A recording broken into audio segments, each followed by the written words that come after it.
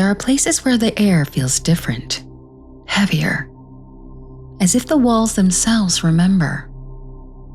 Footsteps echo when no one's walking. Doors unlock without a hand to turn them. And sometimes, figures appear only to vanish again into the dark. For years, people have whispered about this place. A house with secrets too big to stay buried. And today, we're going in.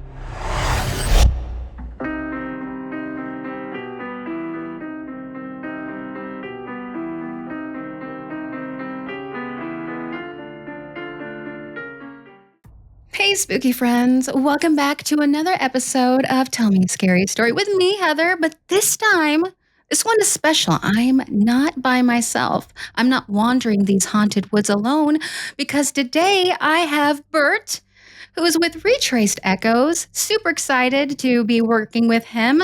We actually did a part 1 of this earlier, and now I get to introduce him to you. Hey, Bert. Welcome to my podcast.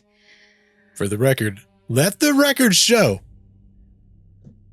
May not have been the context she said, but I am special. Okay. First off, I am special. Only my mom has said I was special. My second grade teacher said I was special. Now Heather has said I'm special. Third time There ever. we go. What's going on, everybody? Listen, hey, I'm here for the ride. Like she said, I'm going through this spooky woods together, but let it be known, she's the pro. I'm just here, just tagging along, have a little bit. Listen, I'm going to put my glasses on so I look really smart this episode. I'm just going to be the smart one for this one that doesn't know a lot of big words. We'll go to Heather for that. But I was going to say, wait a minute, what are you trying to say? No, listen, because you're the smart one. You corrected every single thing that I said wrong in mine. Well, you gotta get the facts right. Hopefully I can at least hang here. I'm going to try to hang. Heck yeah.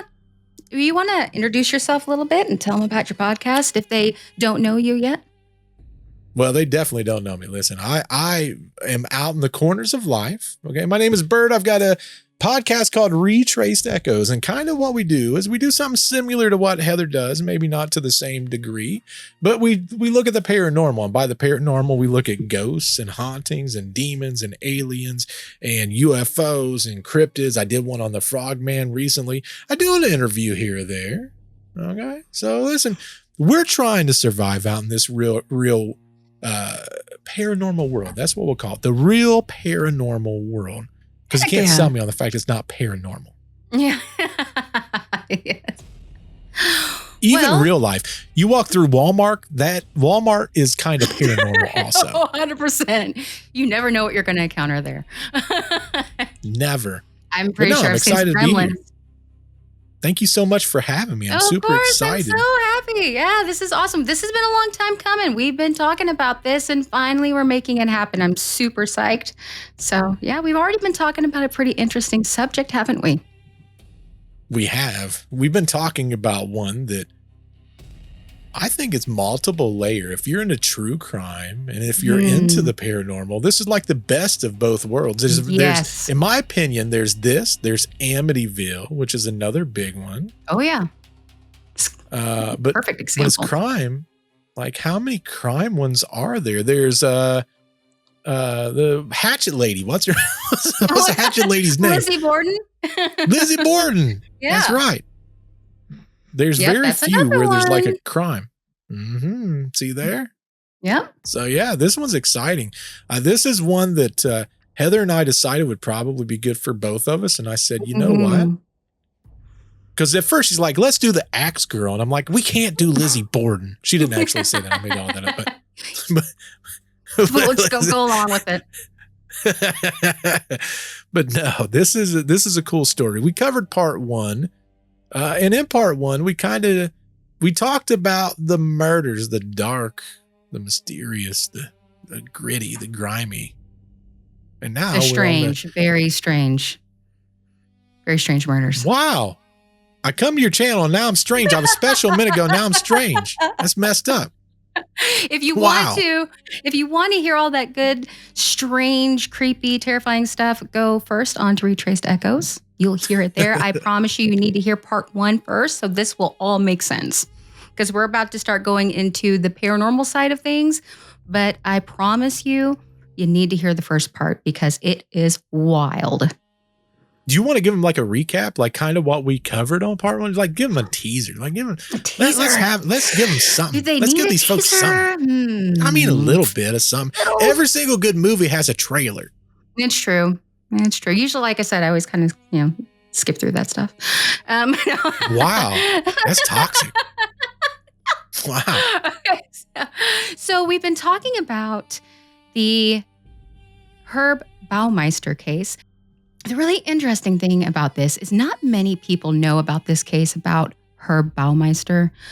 This man is on the level of like John Wayne Gacy and other very infamous serial killers. But the reason no one has hardly heard about this is because he never went to court. But his crimes are absolutely horrific and strange, bizarre, and there's a lot of twists and turns. So he, let's just say he took, because I really want you to go to part 1.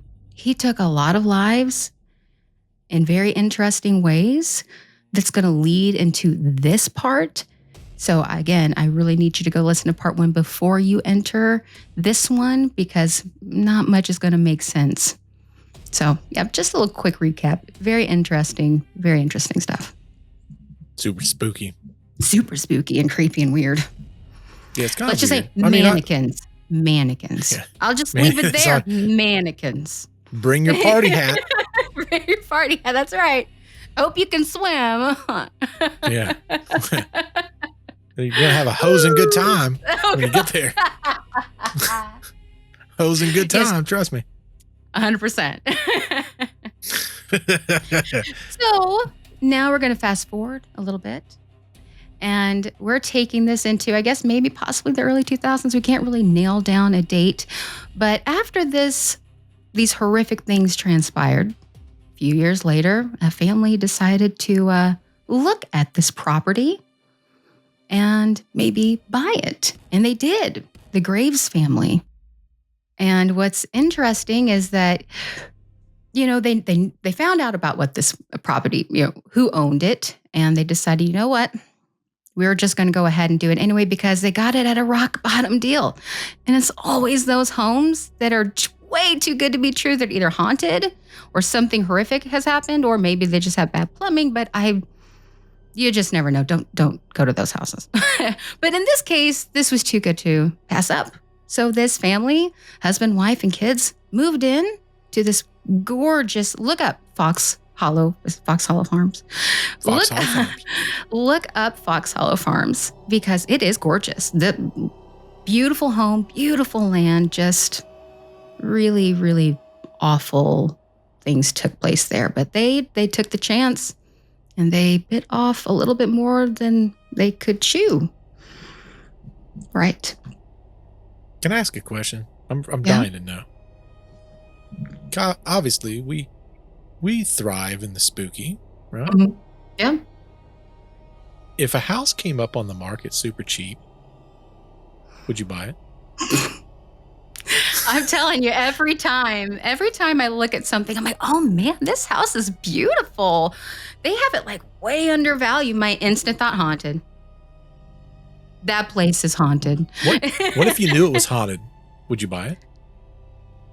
I guess it would depend. If it's just like, a knock and maybe a door opens. If it's a gorgeous home, maybe. If they're friendly, get good Casper action going on. But if it's like, Amityville Horror and like stuff's oozing down the walls, no, I'm good. I'm good. Man. Okay. Something wrong with What me. about you? Okay. What about you?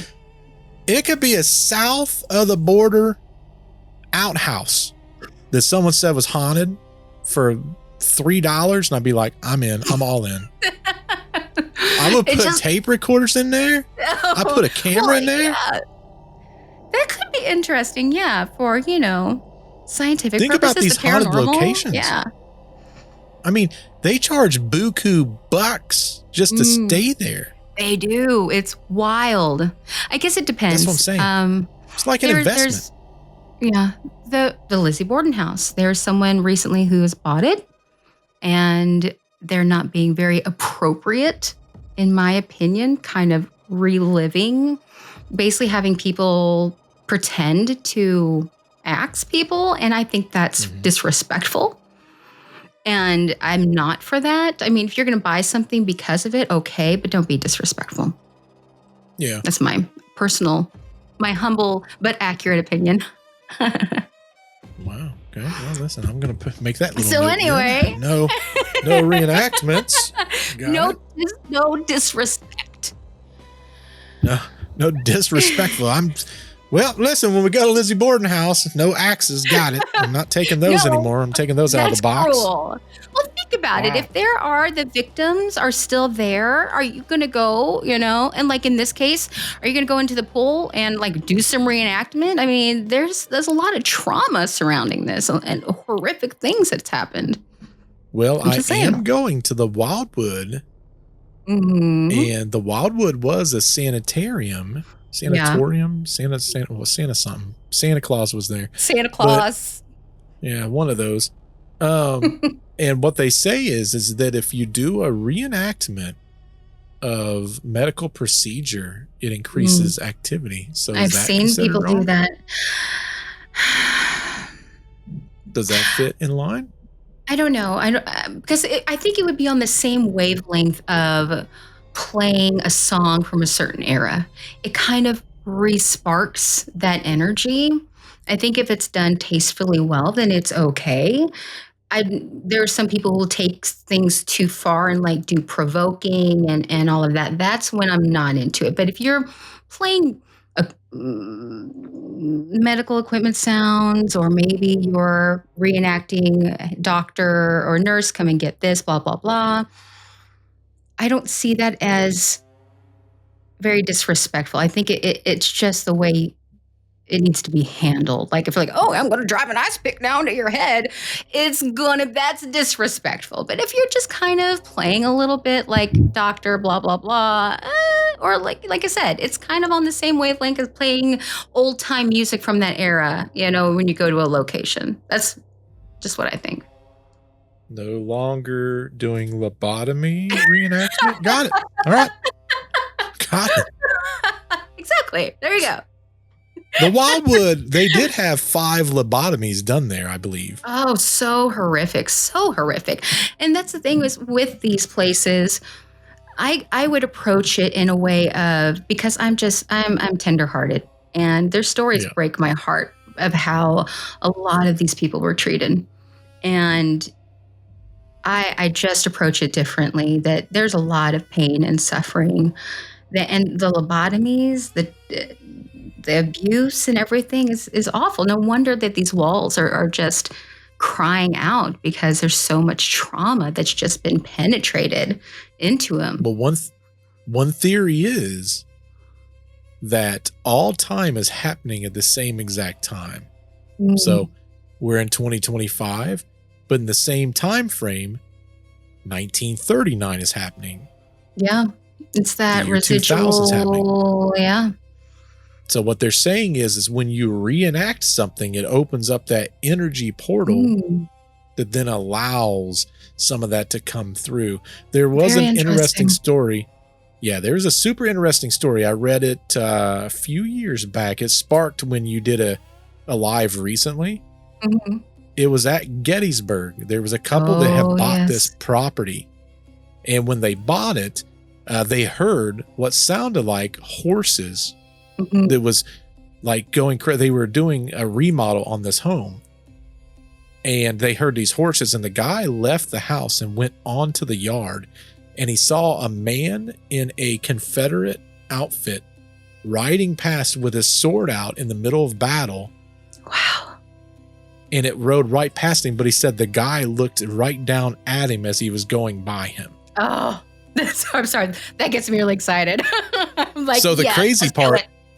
Yeah, so the crazy part is it's like, okay, did he open that time frame, and could that guy see him? Or in that moment, was there another guy that was standing there that he in return saw, and it was just dumb luck?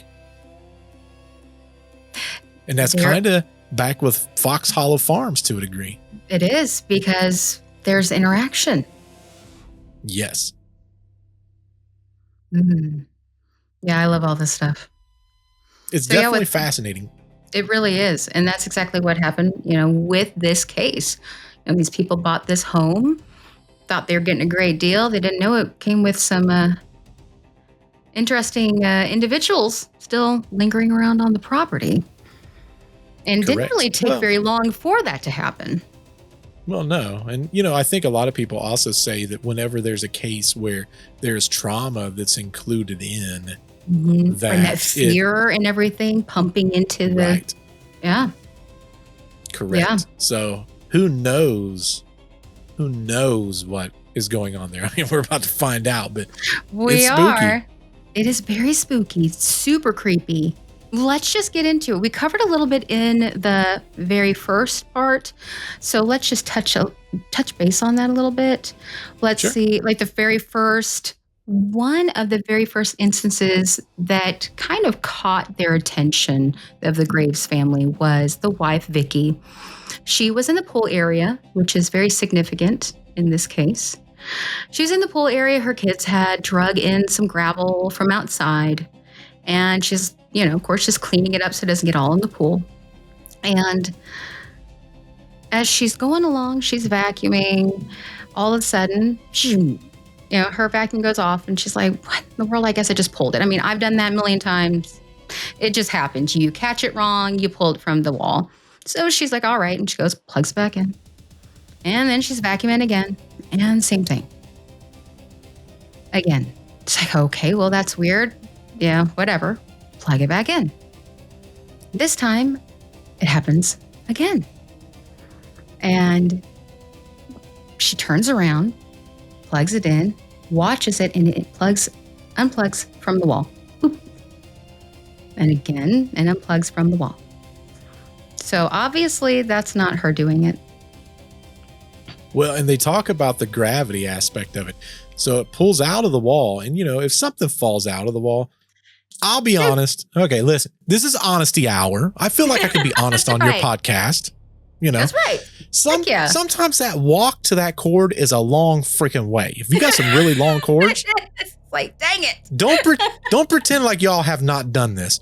What you do is you do what I call a sound wave. You go like this really quick, and then that cord goes like this, and then it hits that plug, and it goes boom, right out of the wall. If you've never done that, you're now welcome. You're welcome. That's right. Bert helped you. It's a great strategy. Okay. I've used it quite a few times. See? Heather and I on the same plateau here. Okay. Honesty hour. But this plug, after the first time that it happened, she kind of thought it was normal. Same way with the second time. The third time she started looking, what was interesting was the plug was here. And for anyone that knows how gravity works, it remained there as it came out, and then it fell. Like pulling it out. Boom. Like someone literally just pulled it out, held it, and dropped it. Yeah. Gravity does not work. No. At least Newton told me it didn't. That's right. Nope, it does not work that way. So when you see something like that, that is very life changing, in my opinion. 100%. Yes. And so then fast forward, Vicky is outside, and her husband, I think it's Rob. Yeah, Rob is painting the house. Beautiful day, just doing your thing. And she looks out. She's like, what is that? She noticed something near the woods. And she kind of, it's probably one of those people. They, again, we live in a very famous murdering house. So people are going to want to come and look. It's not uncommon in this instance. So she immediately thinks, oh, we've got a trespasser. But then she takes another look. She notices it's a man. He appears to be young. He's wearing a red shirt, and he's walking towards the woods. But as she looks closer, she notices something very bizarre. And that is that he had no legs. It was just like a torso and upper walking into the woods. And then once he did, he just disappeared. And of course, well, you all don't know this, but she's a woman of science, and she's, had to look at her, like, what did I just see? Like, am I hallucinating? Am I losing my mind? I know I just saw this. And of course, she goes to her husband, and he's like, oh, okay, sure. Yeah, we got ghosts. I guess we're just gonna, But what she saw was very real to her. I'm so sorry. When you telling this story, the way you told it, when I told it on my channel, I felt different about it. But while you're telling it, I'm sitting there like, Lieutenant Dan, where did your legs go, Lieutenant Dan? Like, I'm sorry. Ain't got no legs, Lieutenant Dan. Ain't got no legs for us. I can't help it, man. I'm sorry. Listen, I know. Like listen, we went from. Ain't got no legs. I'm sorry. I know it's supposed to. It's supposed to be spooky. Supposed to be spooky. I'm sorry. Listen, that's just the first thing I can't. Lieutenant Dan. Ain't got no legs, Lieutenant Dan. I'm sorry. This is why. Listen, when we go on ghost tours and hunts and all this stuff, this is why I can't go. I get in trouble. It's fine. Lieutenant Dan. Lieutenant Dan. So, listen, the rest of the story is going to be screwed up. Now his name is Lieutenant Dan. That's who we saw him with. It's Lieutenant Dan. The reddish shirt Lieutenant Dan man. Oh, my heavens. Oh, I'm sorry. Listen, but no, it's spooky because he's out on this tree line. But one of the common denominators, and they explained this themselves, was, after these murders happened at this residence, and you got to, I was going to say you need to remember if you saw part one, but this house was secluded. There was a tree line that was around it, but this is not like when you're driving around a city and you go, oh, there's an axe murderer house. Exactly. No, it was secluded. This was legit just a farm, and the driveway was like, it was swaying back and forth getting to the house, and you couldn't necessarily see the house. No. But these teenagers, probably all of you at home and listening, y'all would have went there and been like, man, this is where Herb Baumeister killed all these people.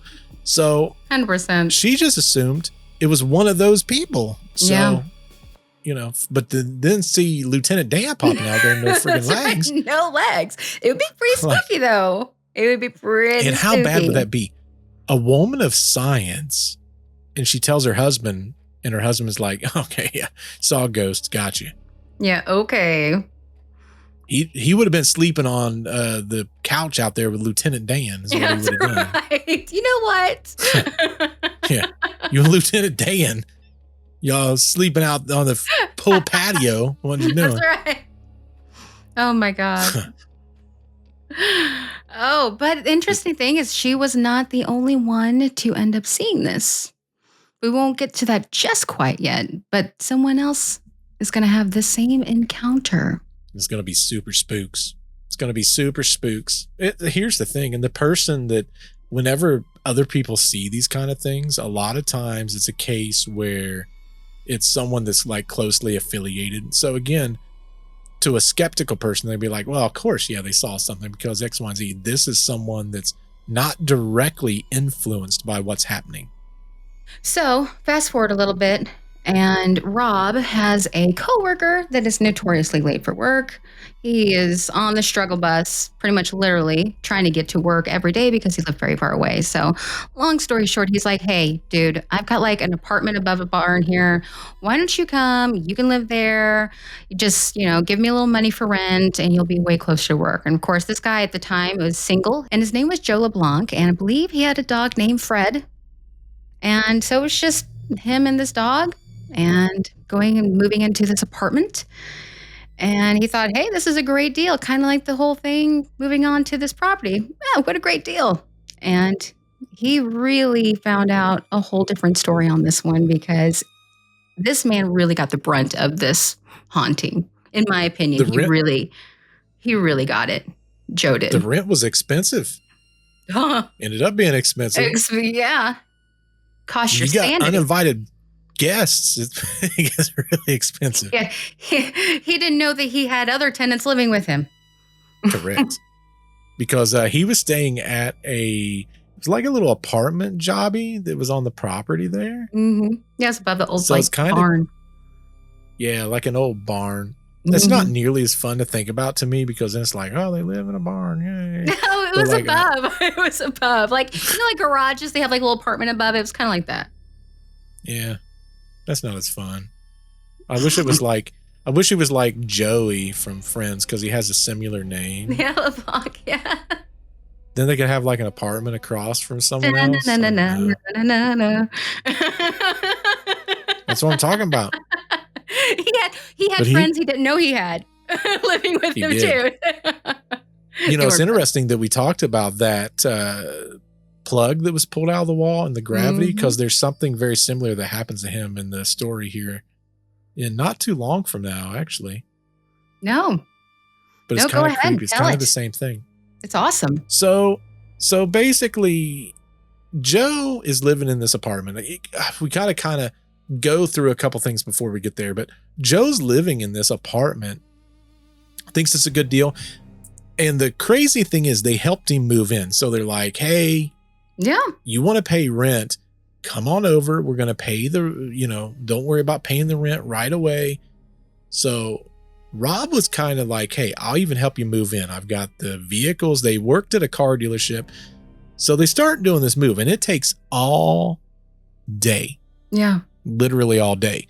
So they get moved in. He goes to bed and he starts hearing things that kind of creep him out to a degree. There was things that he wasn't necessarily ready for. So as he's going through and he's doing stuff, that kind of is what opened the door to a lot of things. But at that residence, there was like knocks that was happening on the door. And that's where he would start kind of piecing things together that something's not quite right. Because the other thing that we need to talk about when we're talking about the graves that live there, yeah, she saw the guy in the tree line, but there was things happening in their house also. Yeah. There was cold spots that was occurring. They started hearing footsteps in the hallway. So now Joe, the first night he's there, he's experiencing kind of the same things as what they were experiencing. So it's kind of a spooky situation so that your listeners can kind of understand on your side. We talked about how she was kind of a woman of science. Do you know anything about Rob at all? I'm trying to think. I don't really know what his thought process was, what his background. I mean, obviously we're dealership, but I seeing some of these interviews, I don't take him as someone with like a wild imagination, like someone who would really believe in this stuff, someone that would probably need to see it to believe it. The crazy part is he was more of a believer than she was, but he was still someone of science. Yeah, he was still skeptical and scientific, but he was still technically more of a believer than she was in the beginning. I did not know that. I must have missed that one. Well, and you got to remember, when you look at it in the grand scheme of things, I think it's easy for anyone to be like, okay, yeah, this is probably a little spooky. Yeah. But easy to write things off too. Like, I think we talked in the last podcast, or maybe it was before. It's kind of like that placebo effect. You know where you're living. You know that there were some really awful things. And sometimes I think you can write some things off like, okay, I just saw a shadow, or maybe that's just in my head, Yeah. Because a lot of people were like, well, wouldn't that just, terrify you? Well, sometimes you could probably try to rationalize it. And I think that's what also Joe did as well when he first moved in. He tried to rationalize it. Now, I don't know if he knew about, no, I'm sure he probably knew about the property. I mean, this is like not a huge metropolis. A lot of people knew about what went down at this property, but not many people would, taken that, there's probably ghosts. So, but the interesting thing is, before he even heard the knocks, that first night when he went to bed, he had a very, very vivid dream that he was being chased through the woods. And of course, when he woke up, he was like, well, that was weird. And so that was the very beginning. I mean, right out the gate, night one for him. And it only progressed very quickly. Correct. Well, you got to figure too, like they moved in, he's dead exhausted. Oh, yeah. And in the stuff that I read, he was hearing little things here and there happening in the house, but he just ruled it off as, it could be rodents, could be animals, could be anything. Exactly. He No one didn't had lived in that necessarily- apartment for a while, so. Yeah. So, I mean, for him, it was like, whatever. Like it could be the creaks, could be the creak of this barn, as you put it, which is devastating. But, I don't know. Like you have that kind of thing. But the knocks was kind of one of those things where they kind of progressed. Yeah. Like they didn't stay the same. And I think when I look at like paranormal activity, whenever there's sounds or things that's happening, it's kind of one of those things where I lean back and I go, okay, well, there's more to it than that. In fact, there was one night he was doing dishes. He was doing dishes in his apartment and he was standing there and he was, if you're me, you're using a little scrub brush, trying to get it all off. And he hears a knock at the door, so he hears this tap, tap, tap. So he's trying, his hands are wet. He's like, hold on, I'll be right there. And then it gets louder and gets louder and he's getting ticked off. Like he's getting would be mad too. Like, about hey, it. hold on. Yeah, exactly. Because how many people's going to be there? It's more than likely going to be the Graves, right? Exactly. So he starts drying his hands and then he goes to his doorway. He opens the door. Stairway's empty. No one's there. Now, kind of like what you discussed, to get to that door, there's no way you're getting away without someone knowing that there's something there. No, there's stairs up to his apartment to get to that door. Correct. So he goes to the door. Even though there was not anyone there, he still felt like there was someone there or perhaps something there. Yep. But he felt it. He knew there was something there. So he stepped back in. And as he stepped back in, boom, there was a flash of something that came right past him. And the way he described it was a man. He was pale and he was panicked. He was scared to death. Now, that man was running straight through the apartment as if whatever this was, right? It could go back to residual yet again. It could be something else. But he was running like he was trying to escape. He's trying to get away from something. And as he saw that man, next thing you know, that man was gone. Now, like you had mentioned, Joe had a dog. The dog's name was Fred. And Fred is like looking at this door, growling. Yes. Hair Dogs raised know. on the they know. Trust and believe they know. Yeah. So days later, Joe sat with the Graves and they were watching a news report. And Herb Baumeister, as they was going through the news broadcast, there was a picture of the man that ran through that apartment. And he said, wait, he said, that's him. That's the man. That's the man that ran through my apartment. And they're like, what do you mean that's the man that ran through my apartment? And he goes, that is who I saw that went through my apartment. So the thought was it was a ghost, a victim, and that victim was still running for his life. How sad is that? That is reliving that. Crazy. Yeah. But here's the thing. Then it goes back to, okay, realistically, is it a case where they're reliving this?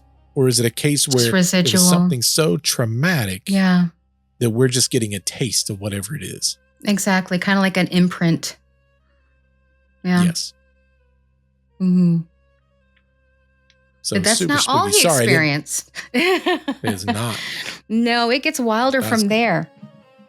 I was going to say, I'm sorry for bringing such a grim story to it, but unfortunately, even though we are talking about the spooky, there are real people that lost their lives. A lot of men lost their lives. And, we do, of course, respectfully, talk about that. I mean, we may be laughing back and forth, but we do respect the fact that there are victims of this case and some that we don't even know yet. So it is a very, very sad thing. Very much so. If anything, we're trying to bring a little bit of light to a dark situation. 100%. We'll talk about that a little bit later. But it did increase. Now, I don't know what the next, I believe it started escalating. I don't know if it was, I'm trying to remember the chronological order of things. Was it The Him biggest walking the thing was dog the pull. outside, or well, there were knives. There was an incident with knives. Do you remember that one? So Maybe.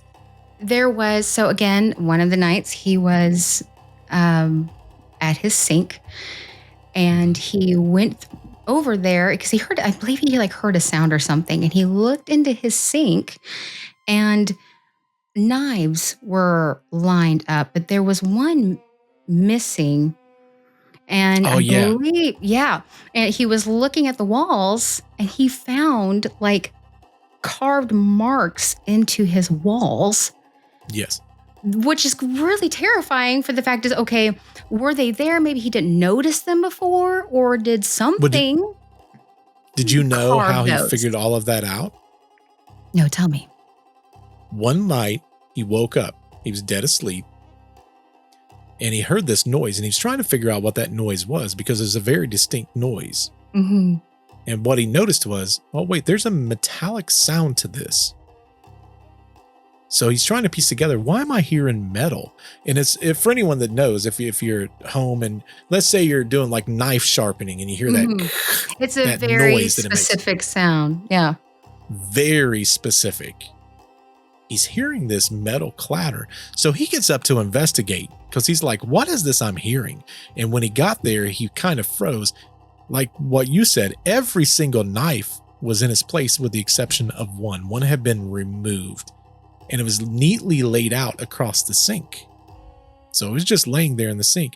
But those gouges, when he started looking around, because like, why would this, first off, why would it be in the sink? But second off, what's the sound? And when he looked, he would see those gouges that would slash into the kitchen wall. And what he said was it almost looked like it was being ran over and over and over again, like there was some form of rage that was occurring. Yeah, that's terrifying. That is terrifying. Because again, I want to know, were they already there? Maybe he didn't notice them, and this was kind of something saying, hey, look at this, or did something do that right then and there? Because that's the scarier thing. Well, and that something has the him ability to do that. Right. And what he said was it was scary because when he went to look, there was no forced entry. There was no broken locks. So whatever had done this, they were on the inside, not on the outside. No, I'm sorry. I'd be of gone. course, Peace out. Of course, he started remembering the ghostly figure too. Yeah. So he's remembering that figure that ran through, and obviously he was desperately running for his life. And now he's starting to wonder, okay, well, whatever this was, Herb Baumeister was on that news report. This was that clearly guy. Someone Yeah. with that guy, correct? Yeah. So his theory was he maybe stabbed to death? Was he maybe watching that murder taking place? Oh my gosh. So, I mean, that's kind of a spooky thought when you think about it. I mean, 100%. Terrifying. It's definitely tough.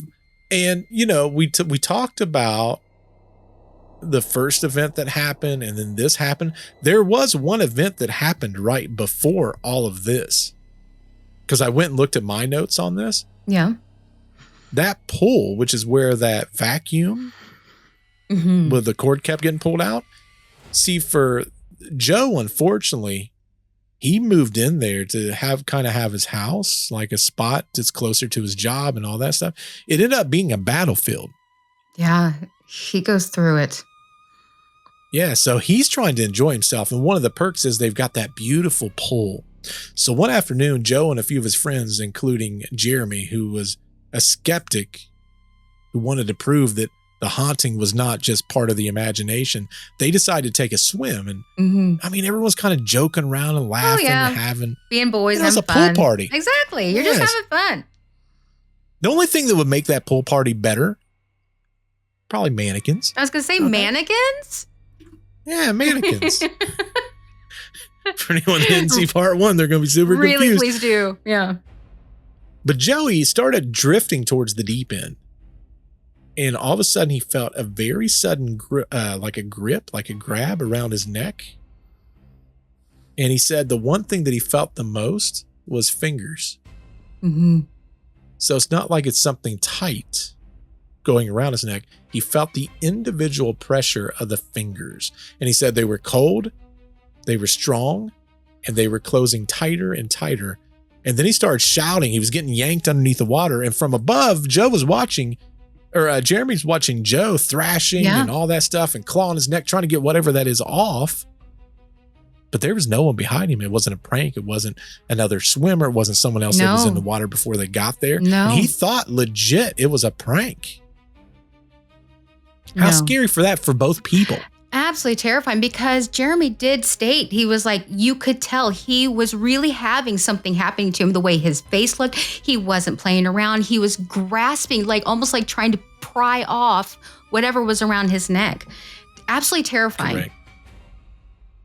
Well, and the crazy thing is all of a sudden, because Joe's lungs, he said they were burning. His vision was blurred. Even his hands, they squeezed really tight around his neck. And he said it felt almost like his body was being pulled down to like a depth. Oh my God. How scary. And like, I think the two worst possible ways that you can go, drowning in fire. Yes. Same.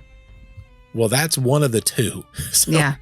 I mean, how gosh. horrifying would that be?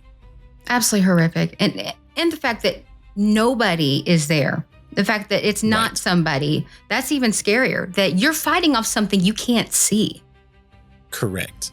And even Jeremy, like, he's looking at this going, okay, is he trying to make fun of this situation? Yeah. Like, what's going on? No, the panic on Joe's face showed it all. Correct. It was sheer panic.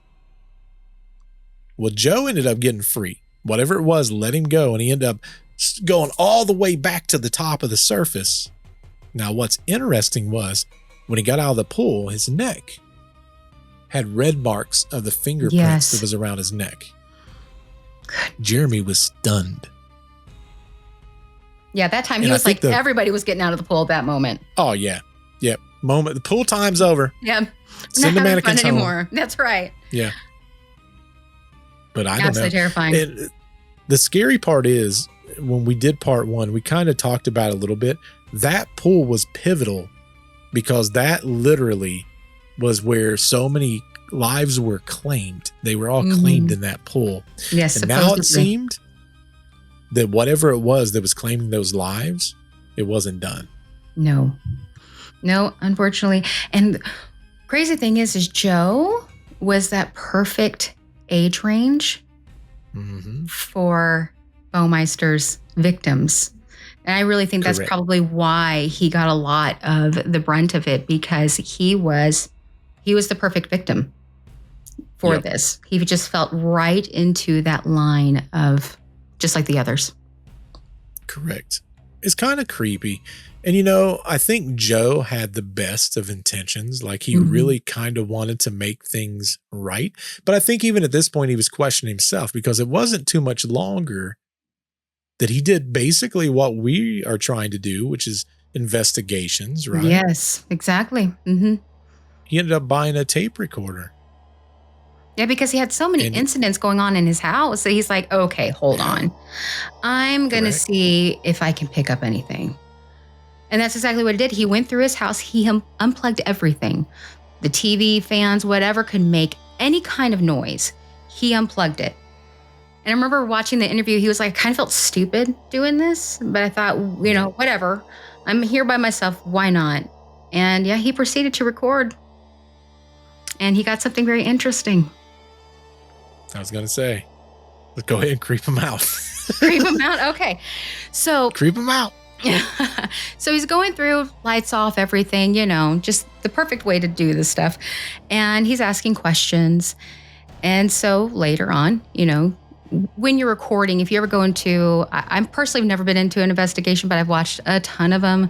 You're recording, you're waiting, pausing, asking a question, pause, ask a question, pause.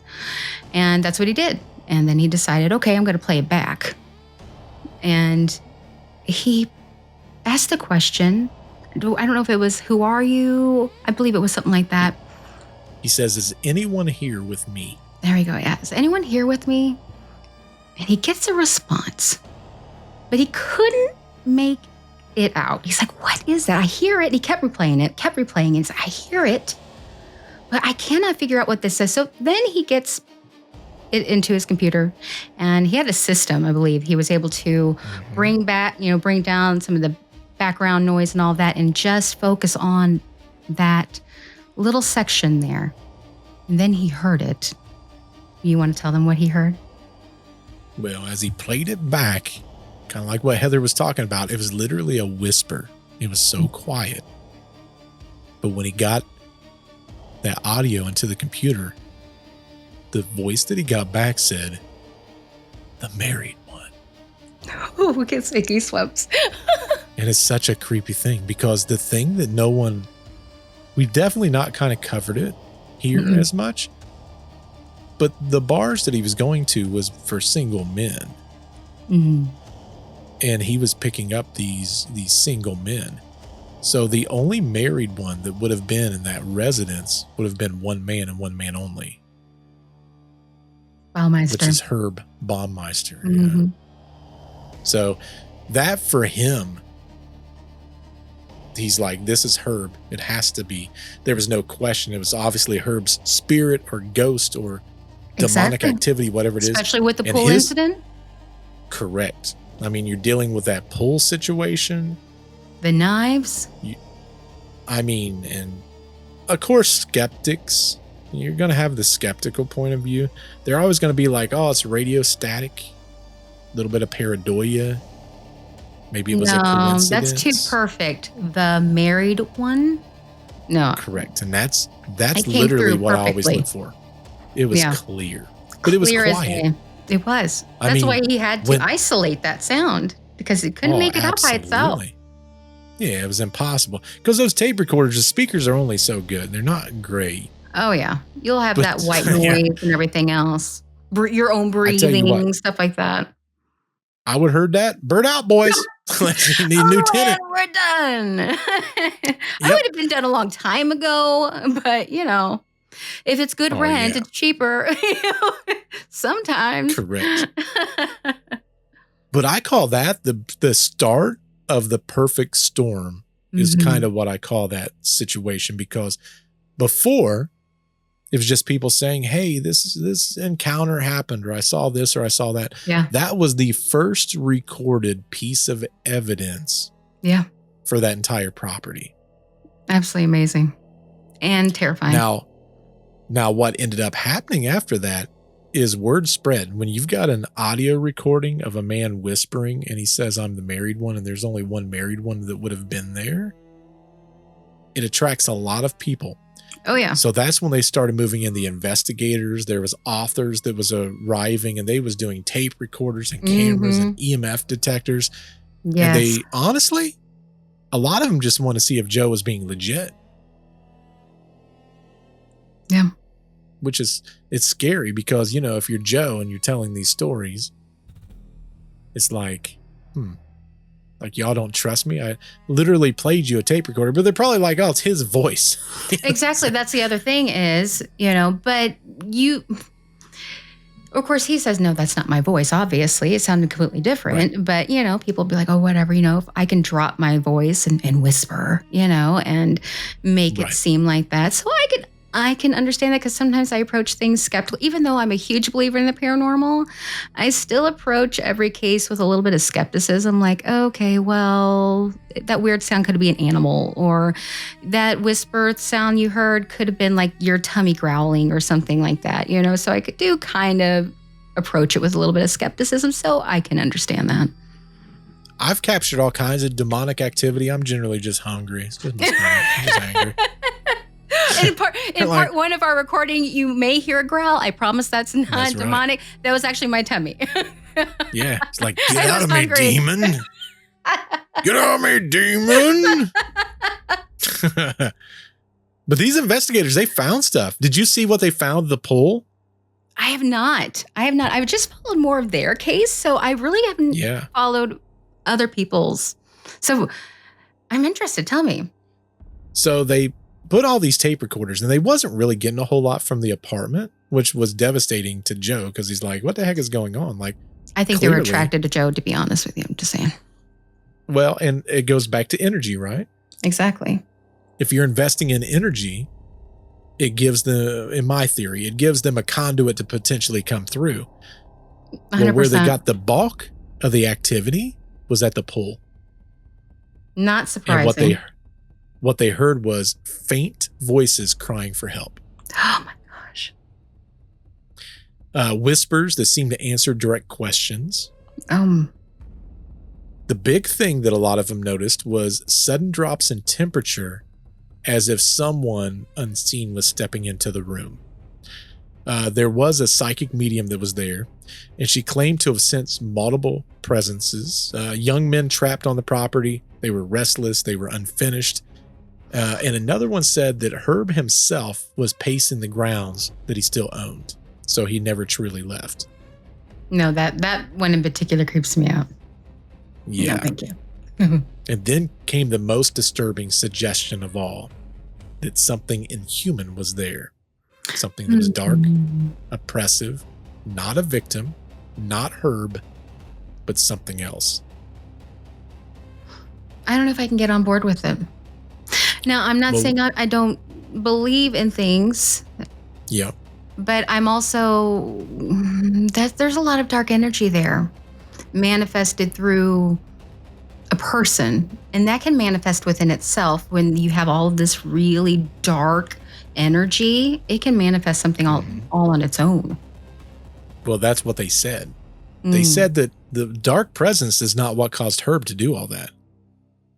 They're saying because of the heinous murders that he did, it opened up a conduit or a doorway to allow this dark thing onto the land. Interesting. Yeah, so they said that they believe the violence that he committed with those crimes, it created the doorway, and it was kind of like, if anything, like a wound to the land, right? Like you can't wash that clean. Huge blood stain on that land. I mean, they found so many bone fragments, over 10,000. They said so that many victims. It could be up to 25 victims lost their life in horrendous ways on that property. So if you are a demonic presence, there's so much anguish and pain and I mean, it's a perfect area to thrive. It's like going to a coliseum back in the days and watching a lion rip a man's arm off. Like that's what those demons live for. Like that's literally. I am interested though. I'm interested. Is it in fact demonic? Or again, I kind of lean back into kind of like what people, there's a lot of theories around poltergeists, that it is a manifestation of a person's energy, whether it be trauma, something's going on, maybe they have abilities or something like that. But when you have so much pain and anger and especially fear, it builds up, and you've got to be of a certain mindset to do the things that he did. And so much darkness that I sometimes also lean into the fact that maybe you can actually manifest something onto that will almost become like poltergeists can become very physical. It is there, but it's a manifestation of something that has taken place there. And I kind of wonder, is this truly demonic, or is it something, a manifestation of all of these very intense, dark, hard, painful, fearful feelings? I mean, it could be either, right? That's the hard part with a case like this. A lot of times I say it, this is going to sound crude, and I don't mean it to be crude. We all, even as humans, have a tendency of wanting to see bad things happen, right? And by that, there's probably questionable things, but let's use, for example, you're driving down the road, you see a car accident. Do you look away or do you look towards it? You look towards it, yeah. Subliminally, you're going to look. And it doesn't make you a bad person. No. It's just curiosity of what is potentially on that other side. Yeah. So the question becomes, if these manifestations of whatever it is, right, whether you believe in biblical reference or whether you believe that, there could be something, like some people don't believe that, there are such things as demons. Yeah. Sometimes they believe that it's just elementals or stuff of that equivalent. I mean, and different cultures have different things. You have shades, a shade is a jokester, and it's amazing when you look at how similar it all is. Oh yeah. Like every culture has something like that. Their own thing. Yeah. You got your, all those creepy things. So it's like, could it just be the negative energy that was there potentially? Mm-hmm. Mm-hmm. That's a lot of negative energy there. Oh, so much. I mean, if let's say it's just 25, if 25 people lost their life on that land, that is scarred land. You know, I think we talked about Gettysburg earlier and that man with a sword. Those was very traumatic experiences, and especially for even younger people. Yeah. The bloodiest. Yeah, absolutely. So when you think about magnitudes, that's a big magnitude. But then the question becomes, okay, well, if you open up a doorway to whatever this may be, maybe a demon does come through.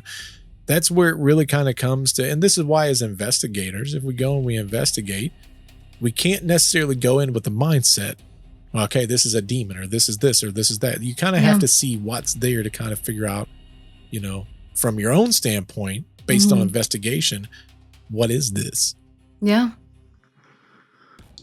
It's very interesting and sad and terrifying all at the same time. Now, in 2011, there was a full documentary that had came out, The Haunting of Fox Hollow Farm, and it was with Sci-Fi. The following year, that they brought out their own thing.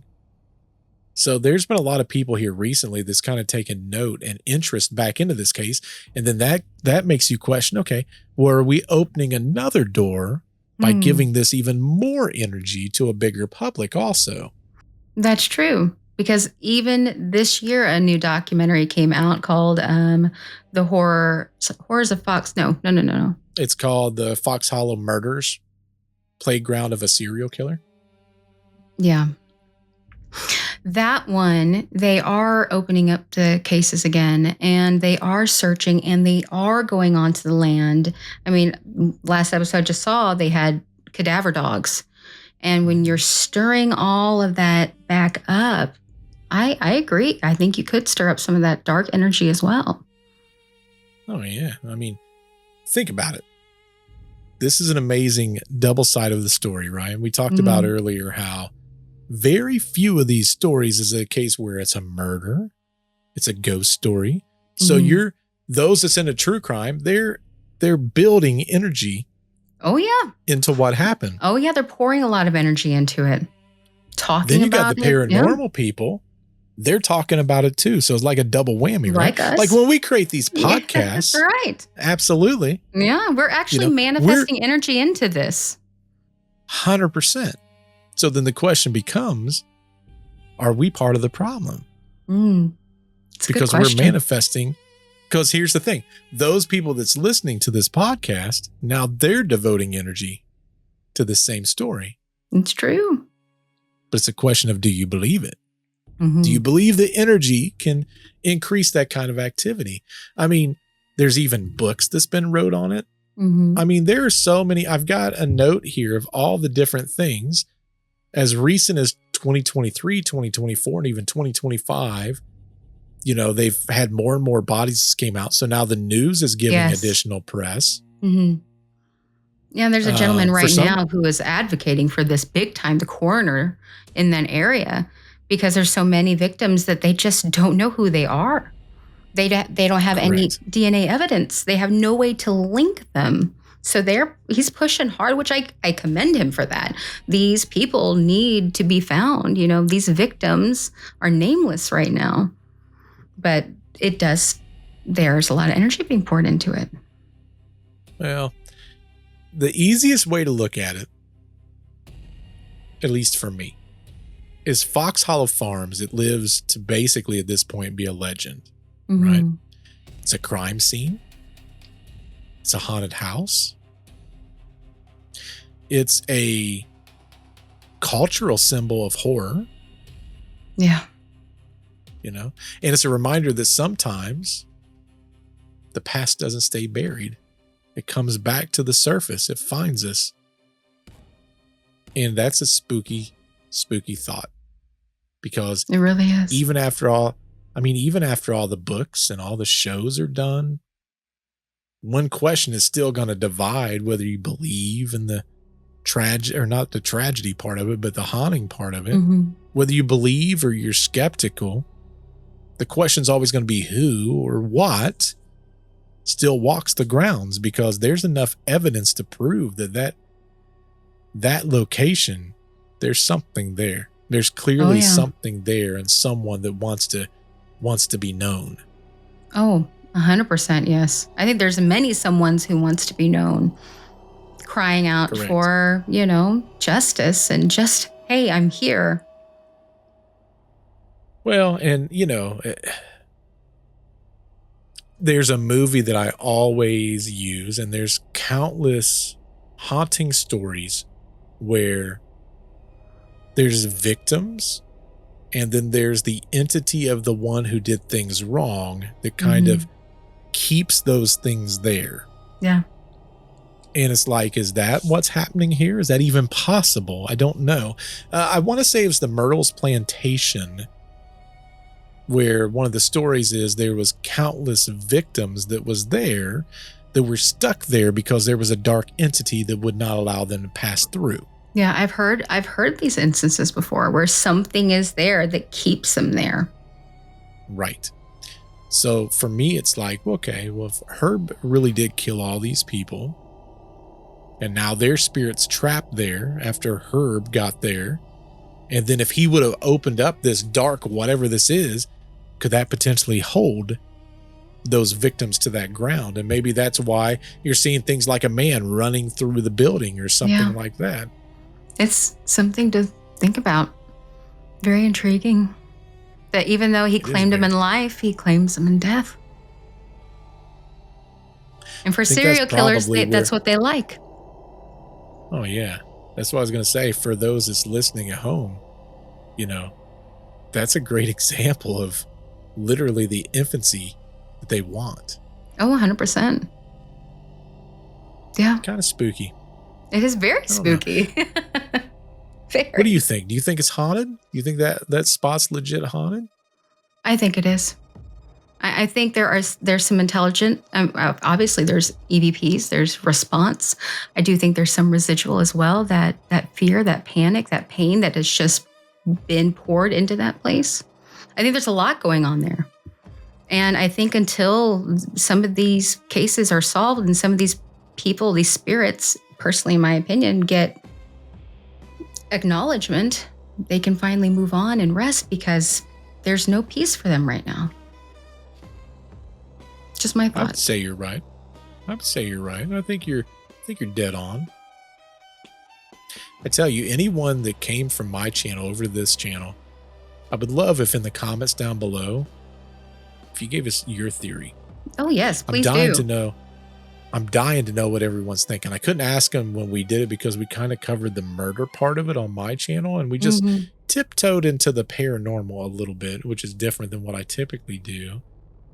But I'm really curious, those who came in, put in the comment down below, do you think it's haunted? And do you think it's the victims? Do you think it's Herb?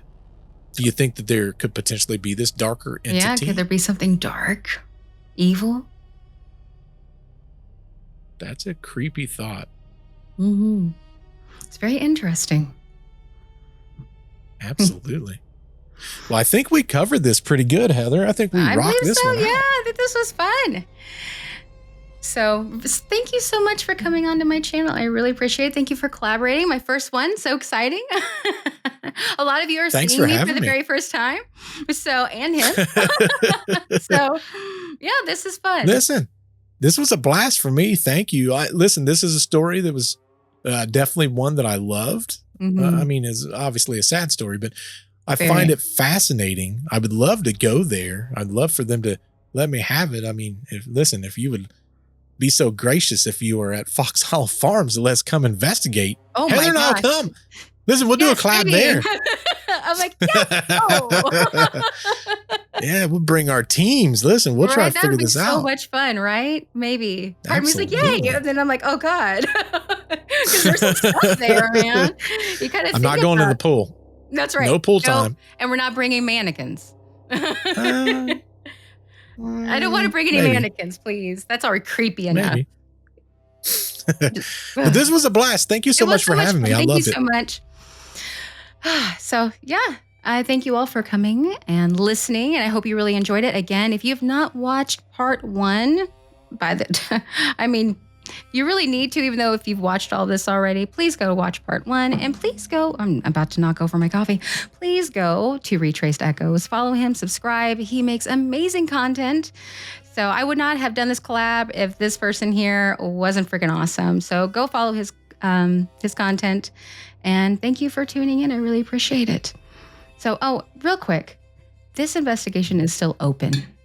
And if you have a family member or know somebody maybe around in that area of that same age who went missing, maybe reach out and maybe you can help calm a very upset spirit. But with that, I want to tell you, stay spooky. Goodbye.